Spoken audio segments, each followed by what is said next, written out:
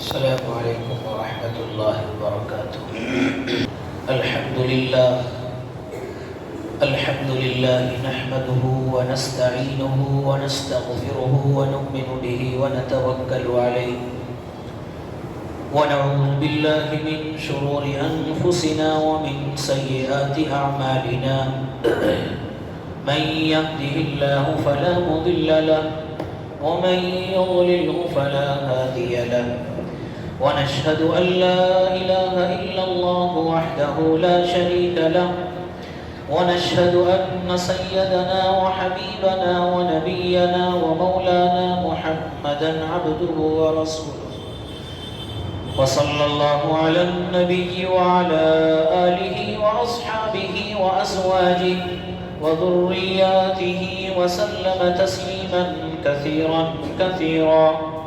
أما بعد، قال الله تبارك وتعالى في القرآن المجيد والفرقان الحميد: أعوذ بالله من الشيطان الرجيم، بسم الله الرحمن الرحيم. قل للمؤمنين يغضوا من أبصارهم ويحفظوا فروجهم، صدق الله العظيم. وقال النبي صلى الله تعالى عليه وسلم: الحياء شعبة من الإيمان، أو كما قال عليه الصلاة والسلام. اللہ رب العزت کا انتہائی احسان و کرم ہے کہ اس نے ہم سب کو اپنی عبادت کے واسطے جمع فرمایا اور اپنے سامنے سجدے کی توفیق عطا فرمائی، اور دین کی بات سننے کی اور سنانے کی اللہ نے توفیق اور ہمت عطا فرمائی۔ اللہ سے دعا ہے کہنے والوں کو، سننے والوں کو عمل کرنے کی توفیق عطا فرمائے اور حوصلے کے ساتھ سننے کی اور سنانے کی توفیق عطا فرمائے۔ اللہ رب العزت نے انسان کو اشرف المخلوقات بنایا۔ تمام مخلوقوں میں سب سے اعلیٰ، سب سے افضل، سب سے بہتر، سب سے بلند کس کو بنایا؟ انسان کو بنایا۔ انسان کو بنانے کا مقصد اس لیے ہے کہ انسان وہ عبادت کر سکتا ہے جو دوسری مخلوق نہیں کر سکتی۔ انسان کے اندر وہ چیزیں، وہ عادتیں موجود ہے جو دوسری مخلوقات کے اندر موجود نہیں۔ انسان کے اندر وہ صفات موجود ہے جو دوسرے مخلوقات کے اندر نہیں۔ انسان علم سیکھ سکتا ہے، دوسری مخلوقات علم نہیں سیکھ سکتی۔ انسان تعلیم حاصل کر سکتا ہے، دوسری مخلوقات تعلیم حاصل نہیں کر سکتی۔ اور بھی بہت ساری چیزیں ہیں، لیکن ان میں سے جو ایک اہم چیز انسان کو اللہ نے عطا فرمائی وہ کیا ہے؟ وہ ہے حیا، شرم، عفت، پاک دامنی، عزت، آبرو کی حفاظت۔ یہی آج کا مضمون ہے۔ اللہ رب العزت نے قرآن مقدس میں آیات میں مسلمانوں کو، مومنوں کو حکم فرمایا، چونکہ اسلام آنے سے پہلے اور اسلام کے وجود میں آنے سے پہلے، قرآن کریم کی تعلیمات آنے سے پہلے عرب کی جاہلیت اور وہاں کی عریانیت مشہور اور معروف تھی، جو کسی سے چھپی ہوئی نہیں تھی۔ ظلم و ستم عام تھا، قتل و غارت گیری عام تھی، زنا عام تھا۔ نہ باپ بیٹے کی شرم کرتا، نہ بیٹا باپ کی شرم کرتا، باپ نہ بیٹی کی شرم کرتا، بیٹی نہ باپ کی شرم کرتی، بھائی بھائی کی شرم نہ کرتا، ماں بیٹی کی شرم نہ کرتی۔ عریانیت کھلم کھلا، عریانیت ایک عام تھی۔ قرآن مقدس آیا، قرآن مقدس کو اتارا گیا، رسول اکرم صلی اللہ علیہ وسلم کو مبعوث کیا گیا، اور قرآن میں اللہ نے مسلمانوں کو، مومنوں کو الگ الگ حکم دیا، مردوں کو الگ حکم عورتوں کو الگ حکم کیا کہا؟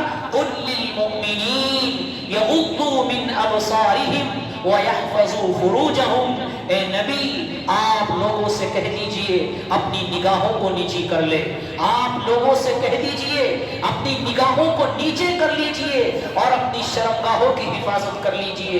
اور اللہ نے آگے عورتوں کو حکم کیا وَقُلْ لِلْمُؤْمِنَاتِ يَغْضُضْنَ مِنْ أَبْصَارِهِنَّ وَيَحْفَظْنَ فُرُوجَهُنَّ، عورتوں سے بھی آپ فرما دیجئے اپنی نگاہوں کو نیچی رکھے اور اپنی شرمگاہوں کی حفاظت کرے۔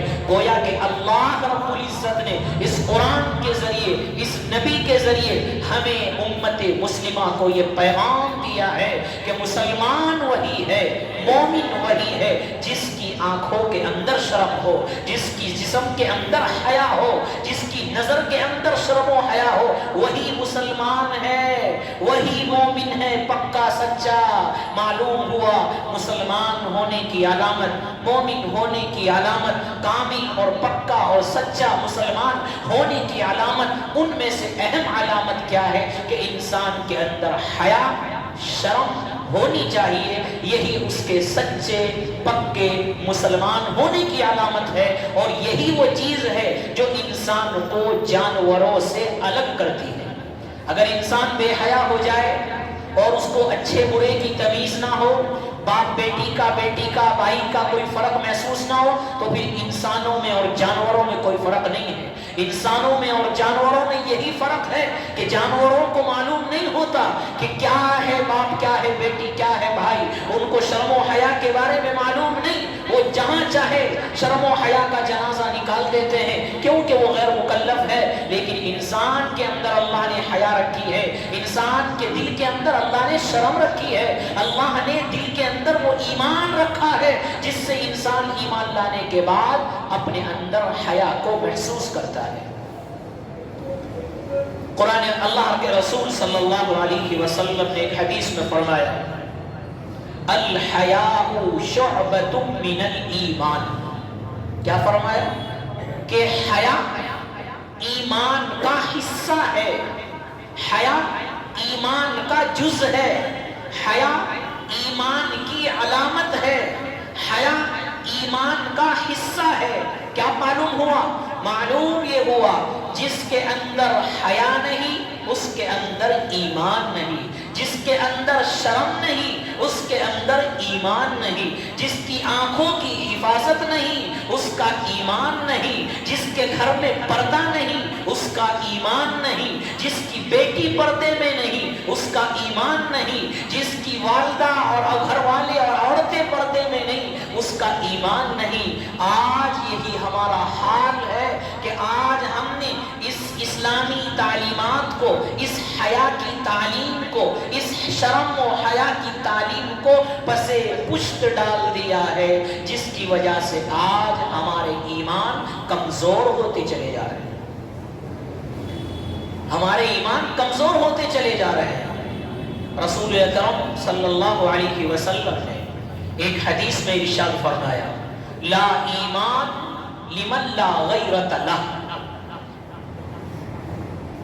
ایمان اسی شخص کا معتبر ہے جس کے اندر غیرت ہے۔ کیا پتا، کیا معلوم؟ مطلب یہ ہے کہ جس کے اندر حیا ہے، جس کے اندر شرم ہے، جس کے اندر پاکیزہ زندگی گزارنے کا سلیقہ ہے، جس کے اندر پاکیزہ رہنے کا سلیقہ ہے، وہی ایمان والا ہے۔ اور جس کے اندر یہ غیرت نہیں، جسے شرم و حیا کا لحاظ نہیں، جسے عفت اور پاک دامنی کا لحاظ نہیں، جسے اچھے اور برے کی تمیز نہیں، اللہ کے رسول صلی اللہ علیہ وسلم نے فرمایا اس کے ایمان کا کوئی اعتبار نہیں۔ اسلام کا اہم حصہ ہے حیا، اسلام کا اہم جز ہے شرم، اسلام کا اہم حصہ ہے پردہ، اسلام کا اہم حصہ ہے حجاب، اسلام کا اہم حصہ ہے شرم و حیا کرنا، نگاہوں کی حفاظت کرنا۔ رسول اکرم صلی اللہ علیہ وسلم نے حیا کے تعلق سے فرمایا اے لوگوں، دو چیزوں کی ضمانت دے دو، میں تمہیں جنت کی ضمانت دیتا ہوں، اپنی زبان کی ضمانت دے دو اور اپنی شرمگاہ کی حفاظت ضمانت دے دو۔ کیا مطلب ضمانت دینے کا؟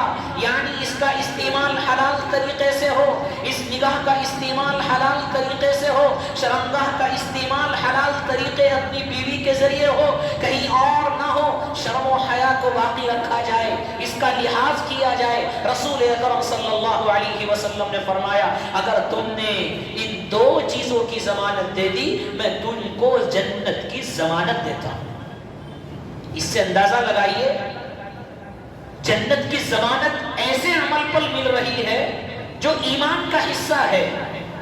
جنت کی ضمانت چھوٹے موٹے عمل پر نہیں، یہ چھوٹا موٹا عمل نہیں ہے۔ نگاہوں کی حفاظت، شرم و حیا کا دل میں آ جانا، پاک دامنی کی زندگی گزارنا، یہ کوئی چھوٹا عمل نہیں ہے۔ رسول اکرم صلی اللہ علیہ وسلم نے جنت کی ضمانت دی ہے۔ اور اس کا الٹا سمجھ لیجئے کہ جس کے کرنے پر جنت کی ضمانت مل رہی ہے، اگر انسان اس کو ادا نہیں کرے گا پھر جہنم میں جائے۔ حیا پر، شرم و حیا پر جنت کی ضمانت ملی نا۔ اب جس کے اندر شرم نہیں، حیا نہیں، پاکدامنی نہیں، عفت نہیں، تو اس کا کیا ہے؟ ظاہر سی بات ہے اس کے لیے جہنم کا اعلان ہے۔ حضرت عائشہ صدیقہ رضی اللہ عنہا فرماتی ہے کہ رسول اکرم صلی اللہ علیہ وسلم میں آپ کی نگاہوں کو دیکھتی، آپ کی نظروں کو دیکھتی، آپ کے جسم کو دیکھتی، آپ کے چہرہ انور کو دیکھتی، جو حیا مجھے آپ کے چہرے پر نظر آتی تھی، جو شرم، جو حیا مجھے آپ کے چہرہ انور پر، آپ کی نظروں سے نظر آتا تھا، مدینہ کی کنواری لڑکیوں میں بھی وہ حیا نہیں تھی۔ مدینہ کی کنواری لڑکیوں میں بھی وہ شرم و حیا نہیں تھی جو رسول اللہ صلی اللہ علیہ وسلم کے اندر حیا تھی۔ یہ تعلیم دینی تھی انسانوں کو، یہ بتانا تھا انسانوں کو کہ تمہیں اگر ایمان تم نے لے آئے، تم نے اللہ کو ایک مان لیا، اس کے سامنے سجدہ کر رہے ہو، اس کو ایک مان رہے ہو، تو تمہارے اندر حیا آنی چاہیے جیسا کہ میرے اندر ہے، تمہارے اندر شرم ہونی چاہیے جیسا کہ میرے اندر ہے، تمہیں اپنی نگاہوں کی حفاظت کرنی ہے، اپنی شرمگاہ کی حفاظت کرنی ہے، یہی تمہارے ایمان کا دار و مدار ہے، اسی پر تمہارا ایمان ہے۔ اور یاد رکھنے کی بات ہے، جس قوم کے اندر حیا ختم ہو جاتی ہے، جس قوم کے اندر حیا ختم ہو جاتی ہے، وہ قوم دین پر باقی نہیں رہتی، وہ قوم دین پر باقی نہیں رہتی۔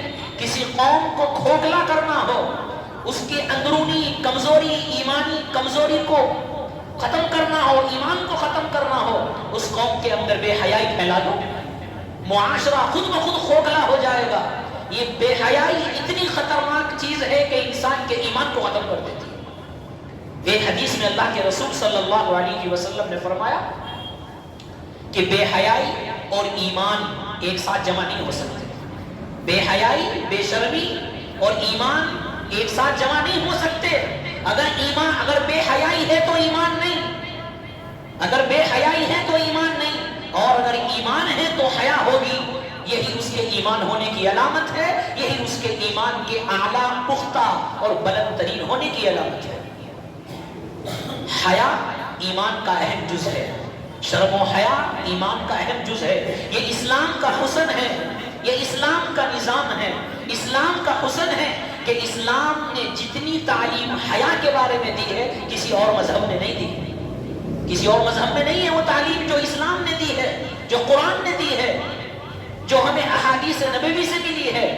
اسلام یہ چاہتا ہے تمہارا ظاہر بھی اچھا ہو، تمہارا باطن بھی اچھا ہو، تمہارا ظاہر بھی پاک ہو، تمہارا باطن بھی پاک ہو، تمہاری نگاہ بھی پاک ہو، تمہاری شرمگاہ بھی پاک ہو، تمہارا ذہن بھی پاک ہو، تمہارا دل بھی پاک ہو۔ یہ اسلام تقاضا کرتا ہے، یہ اسلام کہتا ہے، یہ اسلام ہم کو سبق دیتا ہے۔ اسلام نے جتنی حیا کی تعلیم دی ہے کسی اور مذہب نے نہیں دی ہے، کیونکہ اسلام نے ہمیں یہ بتا دیا ہے کہ اگر جس قوم کے اندر حیا باقی رہے گی وہ قوم دین پر باقی رہے گی، جس قوم کے اندر حیا باقی رہے گی وہ قوم اسلام پر باقی رہے گی، جس قوم کے اندر حیا باقی رہے گی وہ قوم تعلیمات نبوی پر باقی رہے گی۔ اور جس قوم سے حیا کو ختم کر دیا جائے، جس قوم سے حیا کو چھین لیا جائے، جس قوم سے حیا کو جنازہ نکال دیا جائے، وہ قوم دین پر باقی نہیں رہ سکتی، وہ قوم اسلام پر باقی نہیں رہ سکتی، اور پھر اس قوم کو کمزور کرنے کی ضرورت نہیں، وہ قوم خود بخود کمزور ہو جاتی ہے۔ جس قوم کے اندر، معاشرے کے اندر بگاڑ کرنا ہو، بے حیائی آ جائے، بے شرمی آ جائے، اور عورتوں کو بے پردہ گھمایا جائے اور زنا عام ہو جائے، تو سمجھ لینا چاہیے پھر اس معاشرے کو اور ان مسلمانوں کے ایمان کو کمزور کرنے کی ضرورت نہیں، وہ خود بخود کمزور ہو گئے۔ رسول اکرم صلی اللہ علیہ وسلم کے زمانے میں عورتیں کتنی محفوظ تھی۔ کتابوں کے اندر لکھا ہے، حضرت عمر رضی اللہ عنہ کے دور میں ایک عورت یمن سے چلی، یمن سے مدینہ آئی۔ جب وہ مدینہ آئی، حضرت عمر رضی اللہ تعالی عنہ نے اس کو بلایا اور پوچھا کہ یمن سے لے کے تم نے مدینے کا سفر کیا، کتنی میل، کتنوں سینکڑوں میل کا سفر کیا، جنگل کا راستہ بھی آیا، گاؤں دیہات بھی آئے، قریے بھی آئے، تم نے مردوں کو کیسا پایا؟ تم نے مردوں کو کیسا پایا؟ اس عورت نے کہا، امیر المؤمنین، میں یمن سے لے کے مدینہ تک آئی ہوں با پردہ ہو کر، میں نے سب مردوں کو ایک باپ کی اولاد پایا ہے۔ کیا مطلب؟ یعنی ایک باپ کی اولاد حضرت آدم علیہ السلام، ان کی جو تعلیمات اور اللہ کے نبی صلی اللہ علیہ وسلم کی جو تعلیمات تھی تمام مردوں کے اندر موجود تھی۔ کسی مرد کی نگاہ میرے اوپر نہیں پڑی، کسی مرد کی نگاہ میرے اوپر نہیں پڑی۔ سینکڑوں میل کا سفر کر کے یمن سے مدینہ آنے والی عورت کے اوپر کسی کی نظر نہ پڑنا، تاریخ میں اس کی مثال ہے؟ نہیں ملے گی۔ یہ ہے اللہ کے رسول صلی اللہ علیہ وسلم کی دور کی عورتیں کہ آپ کے زمانے میں حیا کوٹ کوٹ کر بھری تھی، اور شرم و حیا کیا ہوتی ہے انہوں نے وہ اپنے کردار سے، اپنے عمل سے انہوں نے کر کے دکھایا ہے۔ حضرت امام ابو حنیفہ رحمت اللہ علیہ سفر میں جا رہے تھے، راستے میں ایک شخص آیا، اچانک وہ اپنے گھر سے نکلا، نہا کر نکلا، تو کیا ہوا کہ اس کا تہبند گھٹنوں سے اوپر تھا۔ حضرت امام ابو حنیفہ رحمت اللہ علیہ کی نظر جب اس پر پڑی تو فوراً اپنی آنکھوں کو بند کر لیا، فوراً اپنی آنکھوں کو بند کر لیا۔ وہ شخص حضرت امام ابو حنیفہ کو جانتا تھا، کہنے لگا، اے ابو حنیفہ تم کب سے اندھے ہو گئے؟ تم کب سے اندھے ہو گئے؟ یعنی تمہاری آنکھیں بند ہیں، تم کب سے اندھے ہو گئے؟ امام ابو حنیفہ نے کہا، جب سے تیری حیا ختم ہو گئی میں اندھا ہو گیا، جب سے تیری حیا ختم ہو گئی میں اندھا ہو گیا ہوں۔ کیا مطلب؟ یعنی اس کا تہبند گھٹنوں سے اوپر تھا، جہاں پر نظر کرنا ناجائز ہے، حرام ہے، اس کا چھپانا ضروری ہے۔ امام ابو حنیفہ نے اس کو دیکھنا گوارا نہ کیا، اپنی نگاہوں کو بند کر لیا اور یہ کہا، جب سے تیری شرم، تیری حیا ختم ہو گئی، جب سے گویا کہ میں اندھا ہو گیا، یعنی میں نہیں چاہتا کہ میری نظر اس جگہ پر پڑے جہاں پر جگہ کو دیکھنا ناجائز اور حرام ہے، جس جگہ کا چھپانا ضروری ہے، میں نہیں چاہتا میری نظر اس جگہ پر پڑے۔ ان لوگوں کے اندر کیا تقویٰ تھا، کیا تقویٰ تھا ان لوگوں کے اندر، نظروں کی حفاظت، اپنی شرمگاہوں کی حفاظت کتنی تھی۔ حضرت اللہ کے رسول صلی اللہ علیہ وسلم تشریف فرما ہے، حضرت ابو بکر صدیق رضی اللہ عنہ تشریف لائے، آپ جیسے بیٹھے تھے ایسے ہی بیٹھے رہے۔ اس کے بعد حضرت عمر رضی اللہ عنہ تشریف لائے، آپ جیسے بیٹھے تھے ایسے ہی بیٹھے رہے۔ تیسرے نمبر پر حضرت عثمان، جو حیا کا پیکر ہیں، جنہوں نے حیا کی تعلیم امت مسلمہ کو اپنے عمل سے دی ہے، حضرت عثمان رضی اللہ عنہ آئے، اللہ کے رسول صلی اللہ علیہ وسلم سمٹ کر بیٹھنے لگے، یعنی اپنے تہبند کو سمیٹ کر بیٹھنے لگے۔ حضرت عائشہ نے دیکھا منظر، پوچھا، یا رسول اللہ، حضرت ابو بکر آئے، آپ ایسے ہی بیٹھے رہے، یعنی سمٹ کر نہیں بیٹھے جیسے بیٹھے تھے۔ حضرت عمر آئے، آپ کی کیفیت تبدیل نہیں ہوئی۔ حضرت عثمان آئے، آپ فوراً سمٹ کر بیٹھ گئے اور فوراً سے ڈر، جیسے کوئی آدمی ڈرتا ہے ایسے بیٹھ گئے، کیا مسئلہ ہے؟ اللہ کے رسول صلی اللہ علیہ وسلم نے جواب کیا دیا؟ اللہ کے رسول صلی اللہ علیہ وسلم نے جواب دیا، اے عائشہ میں عثمان سے حیا کرتا ہوں، عثمان باحیا ہے، سب سے زیادہ باحیا ہے، سب سے زیادہ شرمدار ہیں، اور کیوں نہ میں ان سے حیا کروں، ان سے تو فرشتے بھی حیا کرتے ہیں، ان سے تو فرشتے بھی حیا کرتے ہیں۔ اس سے اندازہ لگائیے کہ زندگی کے اندر کتنی عفت اور پاکدانی اور شرم و حیا ان کے اندر ہوگی کہ اللہ کے رسول صلی اللہ علیہ وسلم بھی ان کے سامنے سمٹ کر بیٹھنے لگے، کہیں میرے قدم ان کو نظر نہ آ جائے، کہیں میری پنڈلی ان کو نظر نہ آ جائے، کیونکہ وہ شرم و حیا کے پیکر ہے، اور اتنے پیکر ہے کہ فرشتے بھی ان سے شرم و حیا کرتے ہیں۔ جب انسان اپنی زندگی کو اللہ کے حوالے کر دیتا ہے، جب انسان اپنی زندگی کو اللہ کے لیے وقف کر دیتا ہے اور اللہ کے لیے زندگی گزارتا ہے اور شرم و حیا کا پیکر بن جاتا ہے، پھر جو ہے اس کے سامنے بڑا ہو یا چھوٹا ہو، اس کا رعب اور دمدمہ اس پر پڑتا ہے۔ یہ حضرت عثمان رضی اللہ تعالی عنہ نے گویا کہ ہم کو ایک تعلیم دی ہے، کتابوں کے اندر، احادیث کی کتابوں میں ہے۔ ایک عورت، صحابی کی عورت کا بیٹا کسی غزوے کے اندر، جہاد کے اندر شہید ہو گیا، شہید ہو گیا۔ وہ عورت جب اس کو اپنے بیٹے کے شہادت کی خبر ملی، فوراً چادر کو لپیٹا، پردے کے ساتھ، چادر کے ساتھ باہر نکل کر آ گئی۔ بیٹے کی خبر تھی، غم تھا، غم زدہ تھی، بیٹے کی خبر سے سن کر رہا نہ گیا، فوراً گھر سے باہر چلی گئی۔ اللہ کے نبی صلی اللہ علیہ وسلم بھی تشریف فرما ہے، صحابہ بھی تشریف فرما ہے، اللہ کے رسول صلی اللہ علیہ وسلم بھی تشریف فرما ہے۔ ایک صحابی نے پوچھا کیا مسئلہ ہے؟ کہ میرا بیٹا فوت ہو گیا ہے، میرا بیٹا شہید ہو گیا ہے۔ ان صحابی نے کہا تمہارا بیٹا شہید ہو گیا، تم غمزدہ ہو، تمہارے اوپر گویا کہ غم کا ایک واقعہ ہوا ہے، اور تم اسے غم کے حالت میں، ایسی پریشانی کے حالت میں، ایسے غمناک واقعے کے حالت میں بیٹا فوت ہو گیا، پھر بھی اپنی چادر کو لپیٹے ہوئے اور پردہ کیے ہوئے آ رہی ہو، کیا مسئلہ ہے؟ اس عورت نے جو جواب دیا وہ سونے کے قلم سے لکھنے کے قابل ہے۔ ان صحابی عورت نے کہا کہ میرا بیٹا شہید ہوا ہے، میرا بیٹا فوت ہوا ہے، میری حیا فوت نہیں۔ کیا کہا؟ میرا بیٹا فوت ہوا ہے، میری حیا فوت نہیں ہوئی، میرا بیٹا ہے تو چلا گیا، یہ شرم و حیا کا پیکر ہوں میں، یہ اسلام نے مجھے تعلیم دی ہے، مرتے دم تک میں اس کو چھوڑنے والی نہیں ہوں۔ میرا بیٹا فوت ہوتا ہے ہو جائے، میری شرم فوت ہونے والی نہیں ہے۔ یہ ان صحابیہ عورت نے ان کو جواب دیا۔ اس سے اندازہ لگائیے ان لوگوں کے اندر کتنی شرم و حیا تھی، ان عورتوں کے اندر کتنی شرم و حیا تھی کہ غم ہو، خوشی ہو، کچھ بھی ہو، لیکن پردے کا اہتمام تھا، شرم و حیا کا اہتمام تھا۔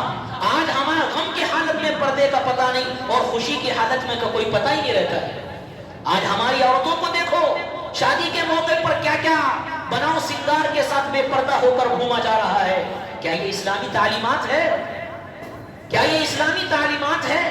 اسلام حکم کرتا ہے شرم و حیا کا، اسلام حکم کرتا ہے پردے کا، اسلام حکم کرتا ہے والدین کو اپنی بیٹی کو بچاؤ، بیٹی کو بچاؤ۔ اگر تم نے بیٹی کو بے حیا بنا دیا، کل کو تمہارے سر کی ٹوپی کو اچھالے گی، کل کو تمہاری بدنامی کا ذریعہ بنے گی۔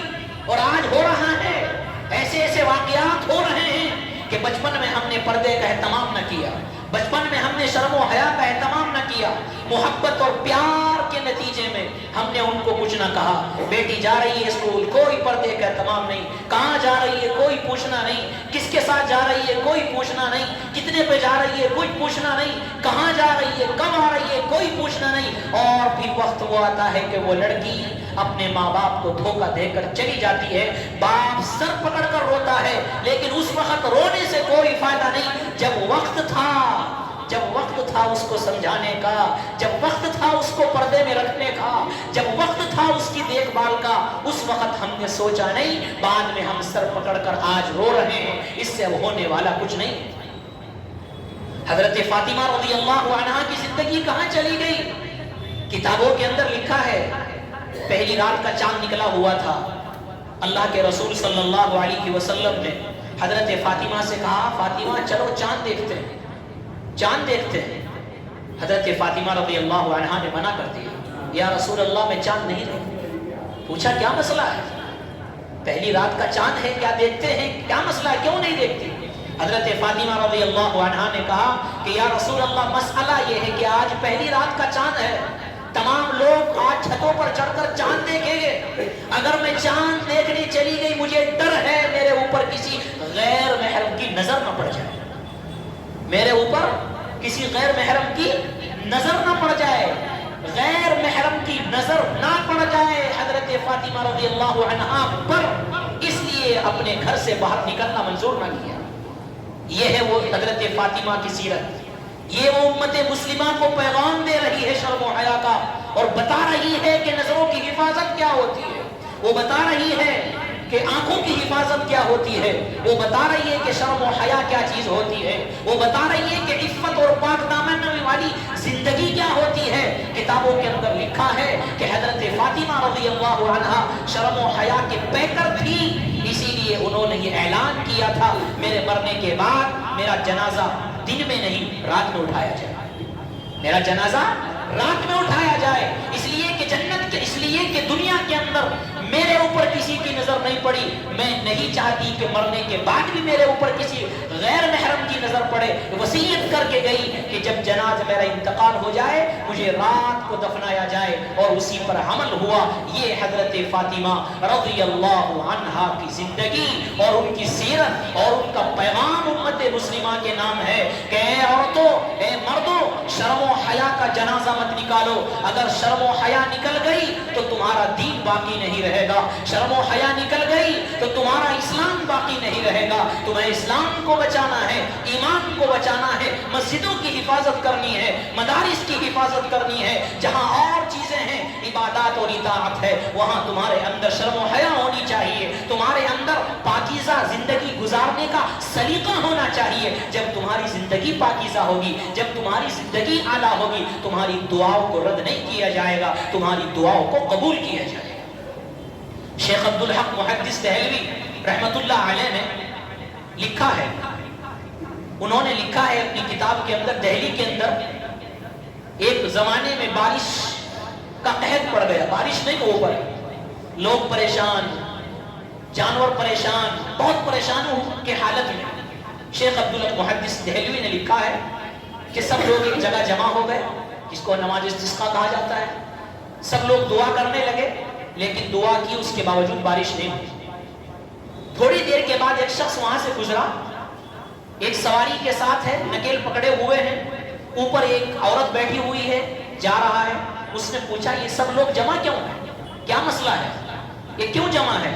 انہوں نے کہا کہ بارش خشک سالی چل رہی ہے، بارش نہیں ہو پا رہی ہے، اللہ سے دعا کر رہے ہیں، دعا بھی کی ہے لیکن دعا قبول نہیں ہوئی، اللہ نے اب تک بارش نہیں دی۔ کہ اچھا یہ مسئلہ ہے؟ کتابوں کے اندر شیخ عبدالحق محدث دہلوی رحمت اللہ علیہ نے لکھا ہے، وہ شخص اپنے اونٹ کے پاس گیا، اپنی والدہ کے پاس گیا، دعا کی، تھوڑی دیر کے بعد اللہ نے رحمت بارش اور بارش نازل فرمائی۔ لوگ حیران ہو گئے، لوگ حیران ہو گئے کہ آخر یہ شخص کیا عمل ہے، یہ کون برگزیدہ بندہ ہے، یہ کون مقبول بندہ ہے جو اللہ سے ہاتھ اٹھاتا ہے اور اللہ اس کی دعا کو فوراً قبول کر لیتا ہے۔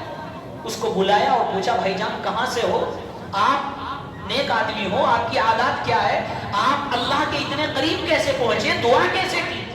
اس شخص نے جو جواب دیا وہ سننے کے قابل ہے۔ اس شخص نے کہا کہ اونٹ پر جو سوار ہے یہ میری والدہ ہے، سواری پر جو سوار ہے یہ میری والدہ ہے، میری والدہ نے پوری زندگی عفت کی زندگی گزاری، پاک دامنی کی زندگی گزاری، بغیر پردے کے کبھی گھر سے باہر نہیں گئی، کبھی اپنی نظروں سے غیر محرم کی طرف نظر نہیں اٹھائی۔ میں اپنی والدہ کے بارے میں جانتا ہوں، مجھے پتا تھا میری والدہ پاک دامن ہے، مجھے پتا تھا میری والدہ عفت والی ہے، مجھے پتا تھا میری والدہ نے کہ غیر محرم کی طرف نظر نہیں اٹھائی۔ میں اپنی والدہ کے پاس آیا، چادر کو پکڑ کر میں نے اللہ سے دعا کی، اے اللہ تو جانتا ہے میری والدہ کو کہ میری والدہ عفت والی ہے، حیا والی ہے، شرم والی ہے، پاکیزہ زندگی گزارنے والی ہے، اللہ اگر تجھ کو اس کا یہ عمل پسند ہے تو ان لوگوں کی ضرورت کو پوری فرما۔ بس میں نے یہ دعا کی، اللہ نے بارش فرما دی۔ جب انسان پاک دامنی کی زندگی گزارتا ہے، شرم و حیا کی زندگی گزارتا ہے، اللہ دعا کو قبول فرماتا ہے۔ اسلام ہے یہ حیا کا پیغام دیتا ہے، اس لیے ضرورت ہے ہم اپنی زندگی کے اندر بھی شرم و حیا کو لائیں، اپنی زندگی کو پاکیزہ بنائیں، اور جو اس میں لگ رہے ہیں ان لوگوں کے لیے دعا کریں، ان کی ہدایت کی دعا کریں۔ اور بھی بہت سارے مسائل ہیں حیا کے تعلق سے، آج ہمارے درمیان بہت سے مسائل ایسے ہیں جو ہمیں معلوم نہیں، بہت سے مسائل ایسے ہیں کہ انسان کو پتہ بھی نہیں ہوتا، اس کی بیوی اس پر حرام ہو جاتی ہے، انسان کو پتہ بھی نہیں ہوتا اس کی بہو یعنی بیٹے کی بیوی بیٹے پر حرام ہو جاتی ہے۔ بہت سارے ایسے مسائل ہیں، یہ اس کا تعلق حیا سے ہی ہے۔ انشاءاللہ اگلے جمعے کو آخر میں کچھ چند مسائل ہیں جو ہمیں جاننے بہت ضروری ہے اور ان کا علم ہونا بہت ضروری ہے، تاکہ ہم اپنے بچوں کی اور اپنے گھر میں رہنے والی بہوؤں کی اور بیٹیوں کی حفاظت کر سکے، اور ان سے کیسے اپنے آپ کو بچایا جائے، اور ان کے سامنے سونے کا طریقہ، کھانے کا طریقہ، بیٹھنے کا طریقہ کیا ہے، وہ تمام چیزیں ہمارے سامنے آنی چاہیے، کیونکہ چھوٹی سی چیز ہو جاتی ہے، انسان نے ذرا سا ہاتھ لگا دیا سارا کا سارا کام ختم ہو جاتا ہے۔ انشاءاللہ اس کے بارے میں تھوڑی گفتگو آئندہ جمعے کو ہوگی۔ اللہ تعالیٰ کی توفیق عطا